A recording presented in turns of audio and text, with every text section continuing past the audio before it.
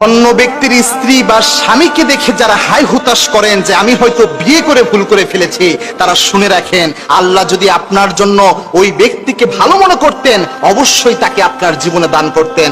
আপনি হয়তো দূর থেকে দেখে তাকে অনেক বড় কিছু মনে করতেছেন, অথবা মনে করতেছেন অনেক মানসিক শান্তি পেতাম ওই ব্যক্তিকে বিয়ে করার মাধ্যমে, কিন্তু আপনি আসল খবর জানেন না।